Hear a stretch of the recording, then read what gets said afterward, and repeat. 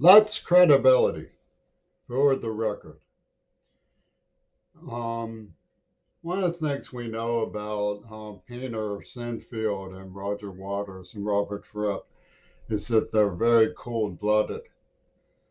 They said to me, I love you, man, and I'm so glad I heard from you rather than some weirder than thou type and other things. Write to me to get together for the weekend and so on.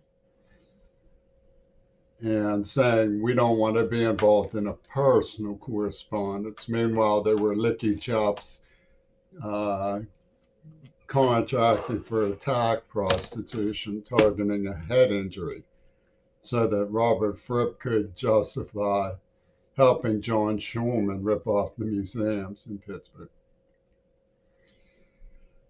Well, while we're busy credibility with these so-called friends, that's what their big catch-all is, friends.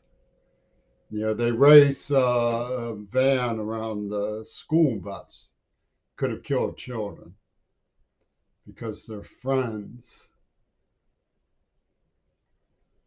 Um, and their credibility is sky high. Matt Marcus is a good example. He worked at Mr. Rogers' neighborhood, and he burned two girls' arms gangrenous. Noel and Paige come down to the apartment, um, and they're singing, "We got our arms burned gangrenous. We had to go to the hospital." I said, "What? How did that happen?" Matt did it to us. So Greg Bird and myself go across town to confront Matt and ask him why the hell he did it. And he said to bring them back to reality, man. He burned their arms gangrenous with a poker from the hot fireplace.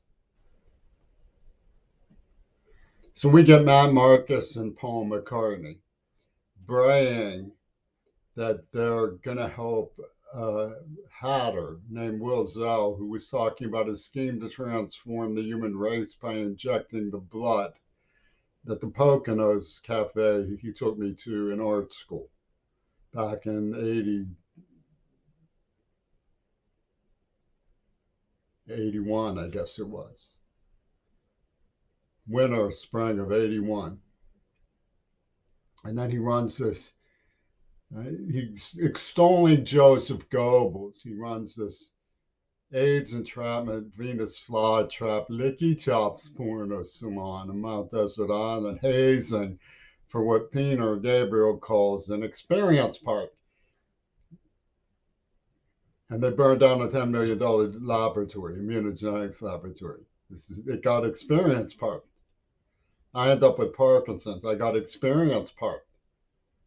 This is Peter Gabriel and Matt Marcus selling the idea that virginity proves right, that a girl who had me in lascivious contact with her intimates for months and months and months, night after night, for hours, making out, heavy petting, licking, and it was like a cat cleanse.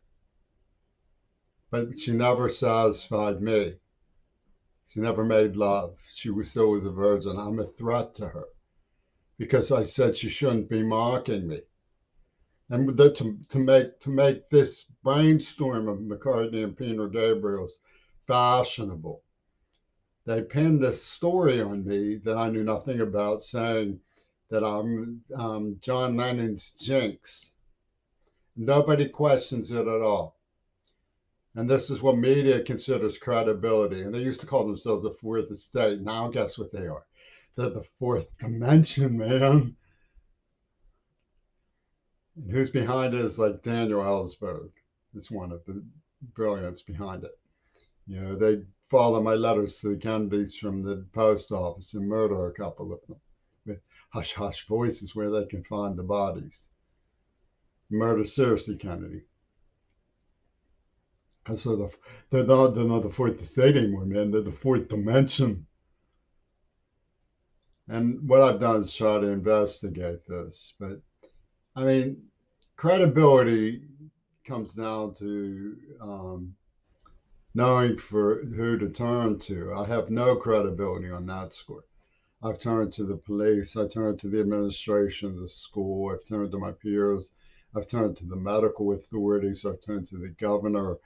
I've turned to the mayor. I've turned to Pierce County detectives. I've turned to Allegheny County detectives. I've turned to rock stars. I've turned to celebrities. I've turned to Amnesty International. I've turned to Greta Thunberg. I've turned to AOC. I've turned to Joe Biden. I've turned to the NAACP. I've turned to sociology professors. I've turned to neurologists. I've turned to peers in poetry. I've turned to people in cinema magazines, like Cine's Film Quarterly ran an article of mine. And nobody has ever stepped forward to tell even a thread of the truth about the situation. Not one ex-girlfriend, not one school counselor. Well, there was one school counselor who actually saw the point. Not one deaf counselor. There was one deaf counselor who saw the point, but did nothing consciously and said she was making trips to Olympia. No, I will do nothing. So a couple people have seen the point, but nobody has ever stood up and said, you know, I think that this is a mistake to keep saying this gross fabrication about an innocent person. And they make up this story that I was like a deadhead. What had happened was that the Israelis, who were vomit bag defamers, they really made me hate, you know, being who I was. They would just leer at me and they would pot smoke in my face constantly. It wasn't me who was in possession of this stuff. They poisoned me and tortured me horribly. This gang, they weren't all Israelis, don't get me wrong. A lot of these people who were Italians, I don't know who we Pittman were. But they kidnapped and they tortured me. It took me years to even remember that it happened. It was so brutal and impacted such a terrible frozen state of neurocoma. And the administration of the schools lied. They saw me disappear after saying, biting my fingernails, buddy, crying for help. And the children said, you're a sissy. I'm a sissy. An armed man comes up and hits me from behind. Sledgehammer blow. Blindside. It was like being shot. I flew. I'm a sissy. What's that have to do with being a sissy? I'm a 98-pound kid on my way to elementary school. When a grown man who's fully armed hits me from behind. It's Jimmy Hoffa crazy, who to this day enjoys the sponsorship of Yoko Ono. How's that work? How do you explain this? And they're calling it Casper, The Art of the Impossible, one of their hoodlums calls this book.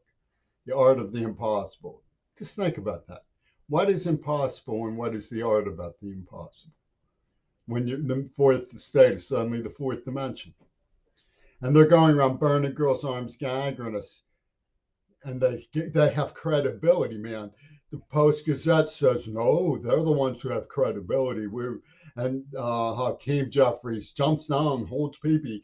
I'll crush anybody who says that Joseph Goebbels' admirer is not the legendary leader of the JDL in this matter. Psychos, every single last one of them.